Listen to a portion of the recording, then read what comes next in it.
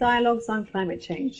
In this program, we travel around India, taking you to the country's leading cities and asking the question, what is climate change? What are its implications for India's cities? And what is being done about it? Today, we find ourselves in the city of Hyderabad. The former royal city of Nizams, Hyderabad is today the capital of Andhra Pradesh and also referred to as Hyderabad, an upwardly thrusting mobile city of great economic bounce and exhilaration. Let's remind ourselves of what the IPCC has said in one of its latest reports about the gravity, the immediacy of climate change. It says, warming of the climate is unequivocal, as is now evident from observations of increasings in global average air and ocean temperatures, widespread melting of snow and ice, and rising global average sea level. So let's now go to the streets. There are three kinds of changes that are affecting this climate. First is the traffic. You can see the pollution over here. Second reason is the deforestation over here. You can see there are no plants and cities everywhere. You can see the buildings. The third is the real estate market is growing huge over here. వాతావరణ మార్పు నడుస్తుంది ఎందువల్ల నడుస్తుంది అనుకుంటారు? నడుస్తున్నట్టు వడ్డగా వర్షాలతోని సుమారు అవి వచ్చినాయి కదా, దాంతో సహా జ్వరాలు కూడా వస్తున్నాయి. దాంతో ఈ డెంగ్యూ మలేరియా కూడా పెట్టేసారు. మా దోమలు గర్వాన్ని చచ్చిపోతున్నారు నుంచి అన్ని నడుస్తున్నాయి. ఇక వాతావరణం ఆటోమేటిక్ మారిపోయింది. ఎండ చూడు ఎట్లా కొడుతుంది, ఈ టైంకి ఇట్లా కొడుతుంది ఎండ. ఏ టైం ఇది సంవత్సరంలో? ఇప్పుడు ఇది ఏ టైం? చలికాలం కదా, చలికాలంలో వేడి ఎక్కువ కొడుతుంది. వేడి ఎక్కువ కొడుతుంది. ఇంకా ఎండాకాలం వస్తే ఇంకెక్కువ కొడుతుంది. అప్పుడు బయట కూడా వెళ్ళారు మనుషులు ఈ టైంకి. ఒకసారి ఎండ ఎక్కువ కొడుతుంది, ఒకసారి తక్కువ కొడుతుంది. వర్షాకాలంలో కూడా ఇవి కొట్టినాం కదా, ఎండ ఎక్కువ తక్కువలో కూడా మాకు జ్వరాలు వచ్చినాయి. మా పిల్లలకు కూడా జ్వరాలు వచ్చినాయి. ఈడలు కూర్చున్నాం. ఇప్పుడు ఎండలో పోగానే వేడి మొత్తం ఇట్లా చింత కారుతుంటది అనేది మనిషికి నీరసం అయిపోతుంది మొత్తం. అంతే, మంచిగా ఇప్పుడు ఏం లేదు. Due to the use of more and more water, industrialization, due to all these things, our glaciers are melting down, and the temperature is increasing. And due to industrialization, carbon dioxide, we are using a lot of carbon dioxide, and the methane gas are producing. Due to that, the temperature is increasing day by day, and the climate is changing. బేసికల్గా నేను హైదరాబాద్లో 3 years నుంచి ఉంటున్నాను. So first year అయితే నేను ఎంత humidity feel అవ్వలేదు. బేసికల్గా very cool to stay in Hyderabad. But now how the climate is like more humidity and totally seems to be like the polluted environmental pollution.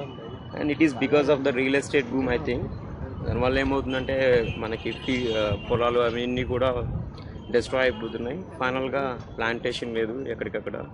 So everyone wants to be occupy the land and no one is taking care about the this is the plantation. So that is the reason seems to be like percentage of oxygen is very less in the atmosphere. That it could be the one reason as per my knowledge. Three main changes that I can say is the amount of water, the quality of water, and the green cover. When we talk about the amount of water, as you can see, the amount of water is it is getting you cannot find that much amount of water what you used to see in past 10 years. The lake used to be filled, now it is not there. When you talk about the quality of water, yes, because of the quarry and some industrial releases, there is a even different, you can even find some difference in the color of the water. So a lot of silica deposits are there in this lake because of this quarry work. And you talk about the green cover, the climate, you can get whenever you stand here, you used to get a pleasant atmosphere. Now it is not there because the green cover is gone. It's almost gone. Once the road is done, you can't see any more green cover here. It will affect the biodiversity, and then directly it affects the human beings because they will not get any quality water. Though you can you may have different options like getting from Krishna or some other rivers, but the quality is totally gone. People would suffer from diseases, and ultimately this will reflect the economy, Indian economy, in a long period. Let's begin with you, Mr. Gopal. But I think they should also go a little deeper, because at the same time the health of our economy is also with stock exchange crossing 20,000. So I think we have to see that how do we make that change happen, that we are able to restore the ecology the way it should be. I think that's one thing. The second is that I'm yet to see some people saying, yes, I'm willing to make that sacrifice to lose some creature comfort because I have to let nature do its job. Okay, thank you. Let's push it a little bit in terms of the basic understanding. India compared to the rest of the world, much of the world, does not enjoy very high ratings in terms of the most recent polls which have taken place, which measure public awareness of climate change. For example, there was an American poll just conducted about a month ago, which showed that up to 47% of the Indian population does not believe that climate change is as a result of human activities. And I want to draw you out a little bit. Let me go to you, Dr. Manikam. Now, you're a scientist in the area. Can you please disaggregate the environmental pollution issues and the broader climate change issues? I think we have to not look at it as just environmental pollution. Definitely today we are not going to compromise on our technologies, or we are not going to say that we are going to take a back seat as far as technology is concerned to protect our environment. We have to find some kind of a sustainable development and some kind of a balance between environmental protection and technological development. It's very easy when we make such a statement saying that you have to find a balance between technology and environment.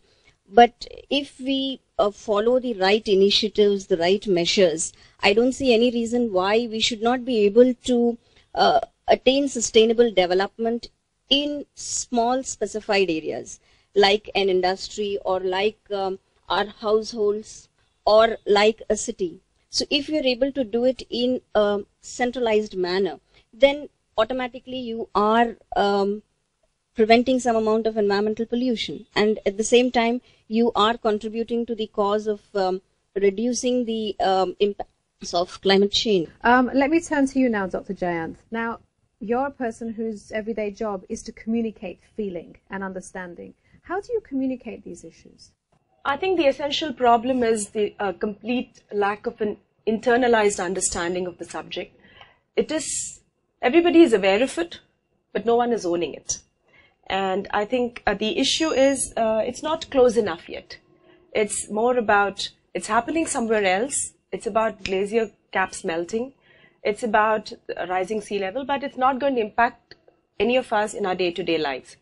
And I think if that bridge is not addressed and bridged, then no change will really come about. The difference between a soliloquy, monologue of the scientists, to a dialogue which the artists and the social community can bring to the common man is what needs to be addressed.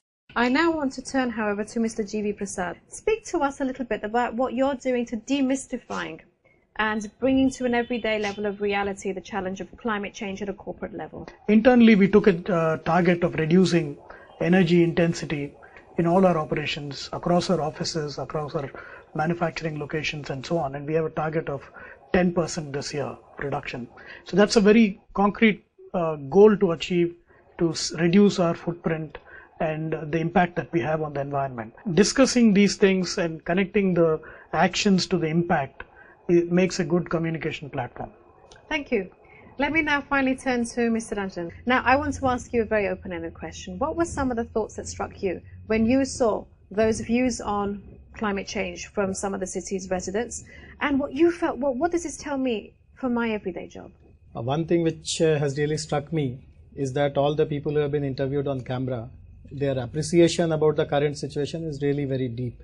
They have identified what is happening in a very obvious way around them. For instance, a few of them have pointed out about the problems with a large number of vehicles moving on Hyderabad roads. A few of them have pointed out about the problems with water supply, with the quality of water, with the quantity of water. People have talked about reduction in the green cover. So all these things are very obvious in the sense that any parts of the city, if you see, there is some evidence of that.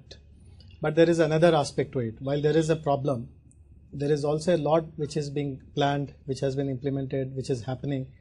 What things were, let us say, 10 years ago are not the same now, and in the last 2-3 years also significant results have been achieved in some sense or the other. So while realizing that there is a problem, and also the fact that the problem is quite severe, the enormity, the severity of the problem also cannot be denied.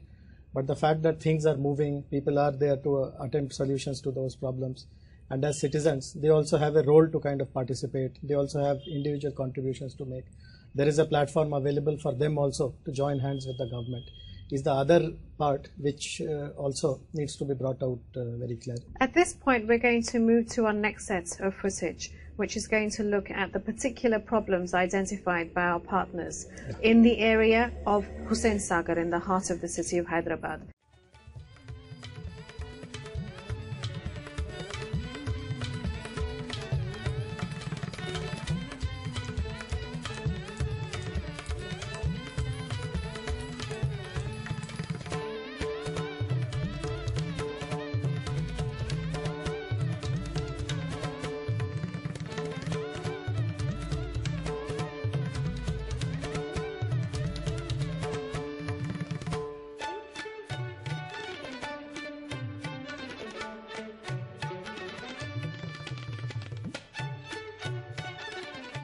Dr. Manikam, if I can ask you, please, to provide some context to some of the images that we saw with regard to the water bodies, the transportation, the forest, the green cover, the urbanization. When it comes to implementation, it just does not happen. That is regarding the transportation. And of course, regarding transportation also, there is one more issue wherein, yes, we have the MMTS, we have the metros coming up everywhere, which is reducing our pollution, or which will reduce our pollution to a major extent. But the planning to that, the awareness to that in the city is just growing. It's just in the infancy stage, especially at Hyderabad. But definitely there is a growth in that. And I think if things fall into place, maybe in the next 2 or 3 years, Hyderabad should be much better place to commute. Okay, we're trying to understand, what are some of the main climate-related impacts projected for Hyderabad? I think the issue that comes in is that what people are seeing today is what is already on the table. Climate change is real. The 1 degree effect is there.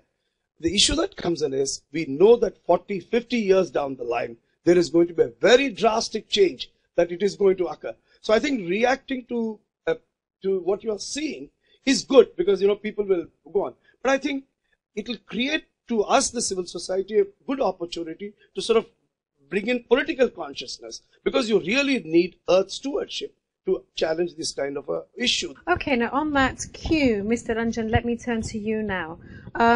As I said, the phenomena that have been reflected in the footage that we've seen are not new to Hyderabad. Across the country, we find that our cities are becoming severely water stressed, and the ancient wisdom of harvesting water in tanks has now lost way to the commercialization of the land that those water bodies sit on. Now, your job is to ensure that planning in this city is thoughtful and sustainable. What are your views on what you've seen? The city of Hyderabad, including the surrounding municipalities, which is now a part of the Hyderabad metropolitan area, it requires water to the tune of 400 mgd, that is million gallons per day, and presently we are able to supply only 300 mgd. It is a fact that the physical area of these water bodies have shrunk. For instance, Hussain Sagar itself, at one point of time, the water spread area was about 7 square kilometers. Now the water spread area is only 5.5 square. But we have become sensitive to the issue now. We have become alert to this problem, and we have ensured that there are very strict regulations. These regulations are also implemented. We have also taken up campaigns in which people who live around the water bodies are sensitized, so that there is no more encroachment into the core water spread area. So if the water bodies are protected, if inflow of rainwater is allowed to get inside, then hopefully more groundwater recharge will take place, and groundwater availability to provide to the drinking water requirements of the people will be there. The third option is what is known as reusing the recycled wastewater, because when we are supplying 300 mgd of water every day, around 175 mgd comes back to us in the form of waste. So it is possible, many countries do that, many cities do that. Madras in India does it very, very effectively, of recycling that water, and if not for potable uses, at least for bathing purposes and various other non-potable purposes, that water is used. So I see that as a very viable option for Hyderabad, and the agencies who are responsible for water supply in Hyderabad are looking after it. Very quickly to talk about transportation, Dr. Manikam has already explained. The basic problem in Hyderabad is that we have, as of now, a total vehicular population of 22 lakhs, that is 2.2 million. And every year, 2 lakh new vehicles, that is 200,000 new vehicles are added. In a way, 600 vehicles are registered every day, which is very, very high. In fact, no other city in India, except perhaps Bombay. The world over, in all the best planned cities in the West and elsewhere, the share of public transport in your total transportation system is about 80%. I mean, 80% of the people commute using some form of the public transport or other. But in Hyderabad, that share is only 45%. So a large section of people still rely on private transport, and because 600 vehicles in a symbolic way are added every day on the city roads, and the city roads also, again in a very well planned city, the thumb rule is that about 10 to 15% of the total land available should be devoted to roads. But historically, Hyderabad has never been able to catch up with that extent of road length. The Hyderabad roads are only 7% of the total lands which are available. So there are multiple handicaps, multiple bottlenecks. We have fewer roads, large number of vehicles are added every day, and the share of public transport is much below what is the norm, what is the average. But MRTS is going to be a MRTS and what is called BRTS, the bus rapid transport system. These two together are going to really solve the problem to a large extent. We may not reach that percentage, 80% figure, but we can get close to 60-65%, and correspondingly there will be improvement in the air quality, pollutions will go down, and over a period of time, when a very efficient public transport system is really introduced, the need for people to own their own vehicles and adding new vehicles, that will come down. So problems are there, but there are tested solutions, and in Hyderabad all these tested solutions are being thought of, they have been implemented. MRTS is rolling on. All these water issues which I talked about, solutions are being worked on those lines. So there is lots of hope. I'd like to ask you, now we know that vehicular contributions to greenhouse gas emissions are expected to rise quite astronomically in many of our cities in India. Let's also not forget the issue that we discussed earlier, which is water. Now, business has an interest in both, of course, because you're a user of water, and secondly, you're also affected by the lack of productivity that accompanies congestion on our streets. How are you looking at it? I mean, not from a perspective of a company, but as a perspective of a citizen, I think the carrying capacity of our cities is limited, and whatever solutions we find will not be adequate. However rapidly you implement public utility services, transport, the demand is rising at such a fast pace. And if you really look at our per capita level of consumption, and if it actually, as it goes up and reaches global levels, whatever you do, this is not going to work. So the cities are already at capacity. So if you really add to this capacity by further development, industrialization, this is not going to be working. So my view is that actually you need to stop moving people to the city and actually move them out and create new centers, new cities, and further decongest the existing cities. From a communications point of view, what we want is what I'm hearing from the panelists is a step change in our values and our acceptance of limitations to our aspirations. These are very hard things for people to accept. I think what we need to make people understand and rise up to is a sense of ownership. I was flying in the other day and I was looking out of the window, and all I saw was gouged out Hyderabad. Literally eyes gouged out, where the beautiful rocky terrain is nothing but quarried and it's just rubble. So let's now turn to our next piece of footage.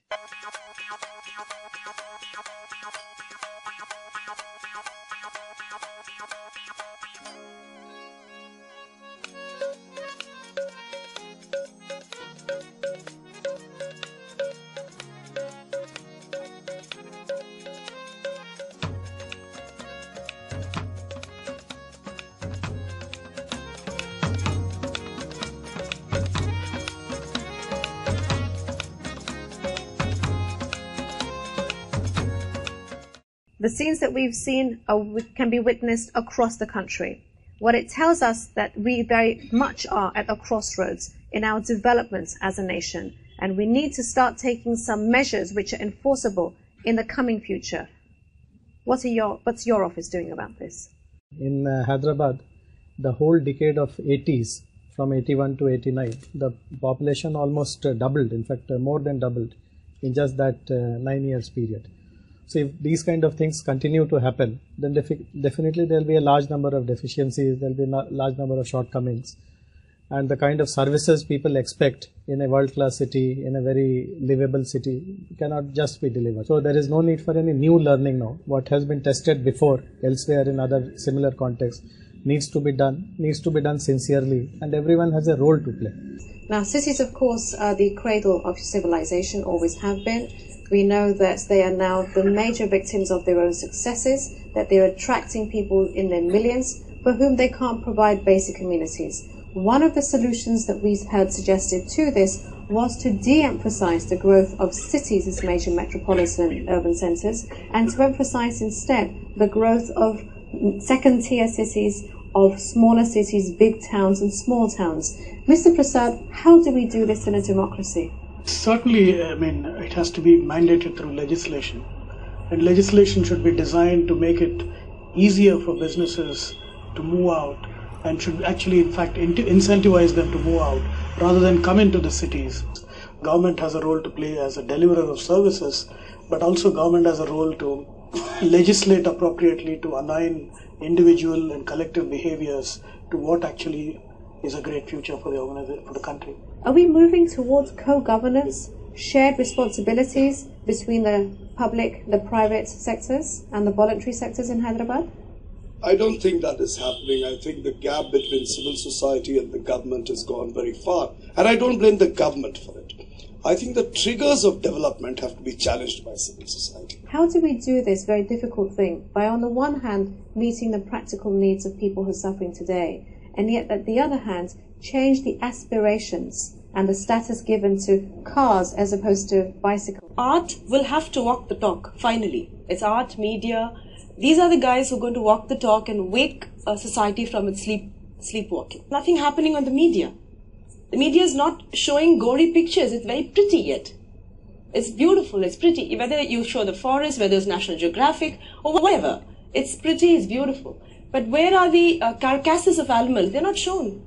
There's nothing gut-wrenching. And unless you show something gut-wrenching, nobody is going to really wake up and say, hey, I'm going to make a difference. So you start at the institutional level, or you start at the household level.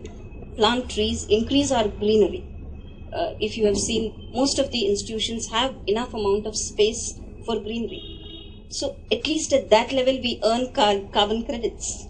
Maybe nobody is going to acknowledge us at an international forum, but at the awareness level, at the community level, definitely people will start knowing about this, and we should start with small initiatives. Well, what are the one or two things that I can do to make a difference? I certainly think that at the individual level also we are promoting awareness among our employees and driving this message that it's good to be green. Will doing a city-wide climate change impact analysis be one of them, for example?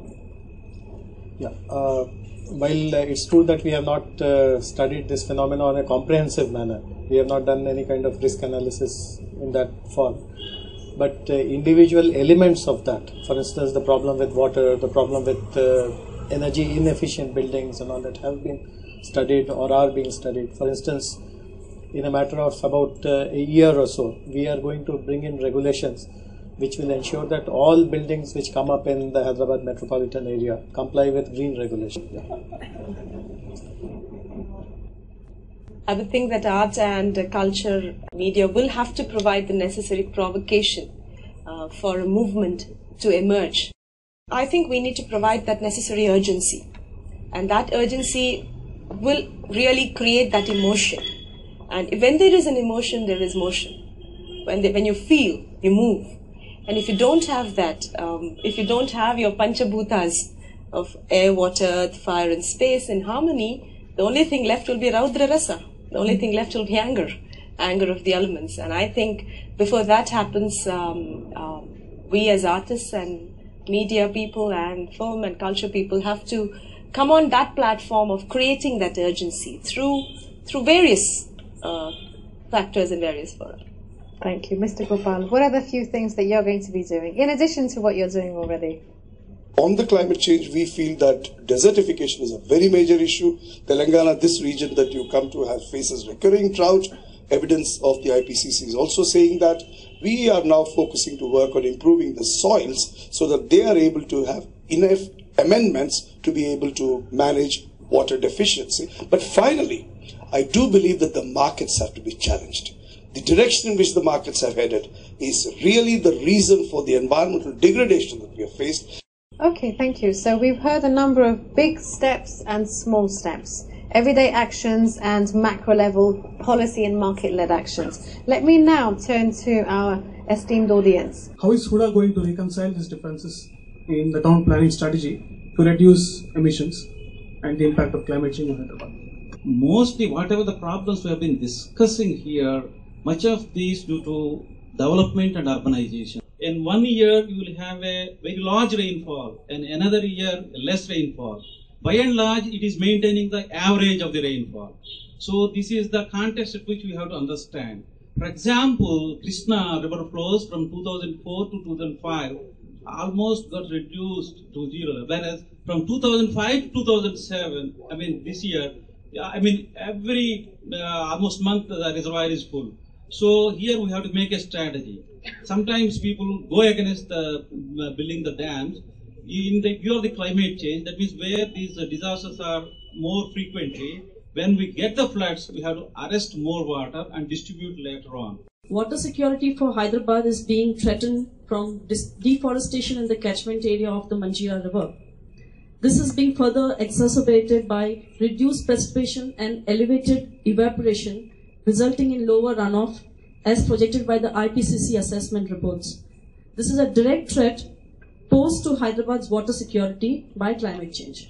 How does Huda or allied water-related board plan to undertake town planning to counter this problem? See, there is no dispute about the fact that we need to increase the green cover, and unless the green cover is more than, let us say, 35%, only then we will really make a breakthrough in terms of bringing the climates down. In 1981, the green cover of Hyderabad metropolitan area was just 4% in 1981. In 2006, it has gone up to 24%. So from 4% to 24% between 81 and 2006, that is in 25 years, is an absolutely remarkable achievement. But even 24% is not enough. We need to increase it by another 10%. Regarding protection of water bodies, in fact, no one says that rainfall has declined because of which there is lack of inflows in Osman Sagar and Himayat Sagar. But what has unfortunately happened is, perhaps due to lack of understanding or for any other reason, large number of check dams have been constructed in all the streams whose waters come into the Himayat Sagar and Osman Sagar lakes. So these check dams were constructed with good intentions. They were meant to recharge the groundwater, but on the flip side, it has led to a very severe decline in the inflows into these water bodies.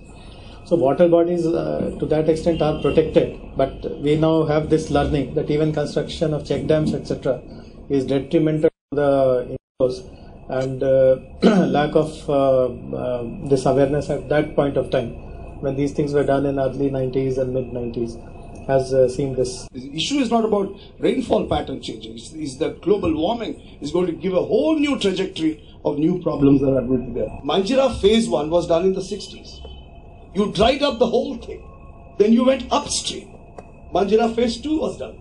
You dried up the whole damn thing. Then you went Manjira phase 3. So therefore there is this real issue that you are devouring the countryside to make your cities live for a very short while. So let's take the gentleman over there. There is a dire need to establish R&D in urban development authorities, particularly on monitoring the heat pockets in the urban areas. The trend in the rainfall intensity has changed. These are the issues where we should look into and try to integrate these issues in the urban development planning itself. And the third issue is, it is not mere percentage of the green cover. Where exactly we are creating the green open spaces, ecologically strategic places. And we should look into the importance and relevance of urban watersheds as part of urban development. River Musi is an integral part of Hyderabad, a signature river running through Hyderabad. We do not see much being done to develop or clean up Musi River. Second part is, we see a lot of lung spaces, the green spaces, the parks being developed in the modern part of the city. Jubilee Hills, Banjara Hills is where we see lots of parks coming up. We don't see most of these parks coming up, the older part of the city, that's the other side of Hyderabad. Anything being done, Mr. Yashwant? Somebody also talked about the race lesson is already there. Then why not race lesson is helping there? That we are deforestation, we are doing the deforestation, then how forestation will take place or vegetation will come up in those areas. There is one theme which nobody has talked so far from the panel, is corruption. And implementation of whatever legislation we have is not happening because of the corruption in the government. Okay, let's get some responses to those questions. Huda's understanding and practice in terms of urban watersheds is focused around water bodies. Regarding this Musi River, pipes have been laid on both sides of the river. The pipes have been laid there to ensure that not even a drop of domestic sewerage gets into the river. The first problem which the river has is that it doesn't get clean water. The entire water which gets into Musi River is untreated domestic sewerage. So a number of things are happening, but the most important, the fundamental thing which will eventually lead to the cleansing of the river is laying sewerage pipes which ensure that no untreated water goes in. So at 2-3 important strategic locations, we are constructing check dams to maintain that kind of a water sheet so that some water appears to be in the river. We're assuming that cleaning of the Hyderabad will be done by Jayesh Ranjan or something like that. I don't think that will happen. It's everybody's task, and I think that is something. I want to strongly suggest that all of us should spend some quality time looking at the environmental issues facing our society. I'm going to take one last round. What is the role as a boss you're playing to capacity build your individual staff on climate change? We are failing in the type of implementation, essentially. What is to be done, I'm certain everybody knows about it. We think in miles and move in inches, and we should be kicked by foot. How we can sensitize the local individual? He's an atom, he's a pixel, he's the person who is concerned. If I have to wake up in the morning at 6 o'clock, right, and for me every kilometer means money, and it's a struggle for me every day. I don't know where my next meal is coming from such an individual. What do you mean by environment? Survival itself right now is an issue. We're here tonight to have a conversation because actually in our country there is not a broad-based conversation about what the implications are going to be of a planetary emergency which is called climate change. We are not hearing enough about it, even though we're beginning to hear more and more about it. Just today, climate change was on the front page and it was on page 3. We're going to be seeing much, much more of it and much greater in-your-face explanation of what this means for our economies, our health, our environment, our security. So that's why we're here to have a conversation, because we're not talking enough about it. Through dialogue comes understanding, but more importantly, through dialogue comes consensus. There was a very important question about why is it that we don't have politicians here. We don't have politicians addressing this issue in India because they don't see it as electorally relevant for them.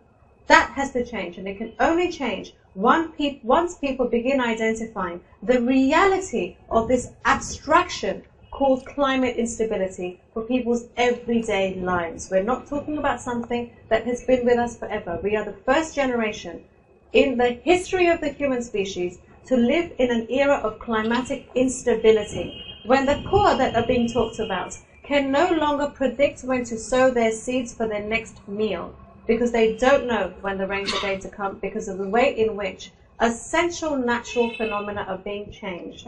There's a lot that we don't know, and we only come to know it through dialogue. The people who are contributing the greatest in our country and everywhere else to climate change, the exacerbation of climate change, the people who are driving their cars and who are having appliances in their home that are on standby, that are emitting greenhouse gases, are not the poor. That's an obvious point. It is the rich. It is the rich minority in our country who need to change their lifestyles.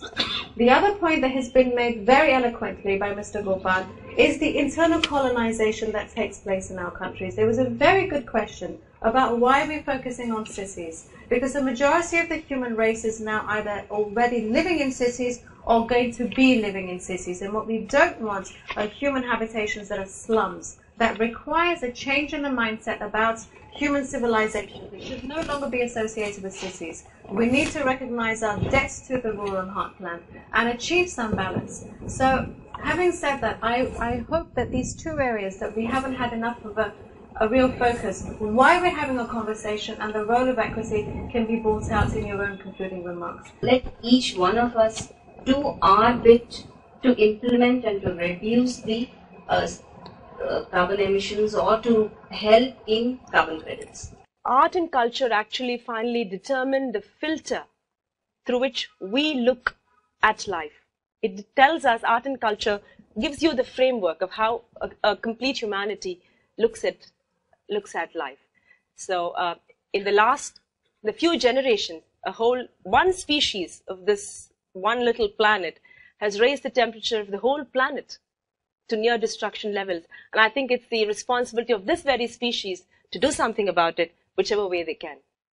We have now realized that there have been serious gaps in implementation due to various reasons, particularly due to failures in governance, and new models of implementation have now come up.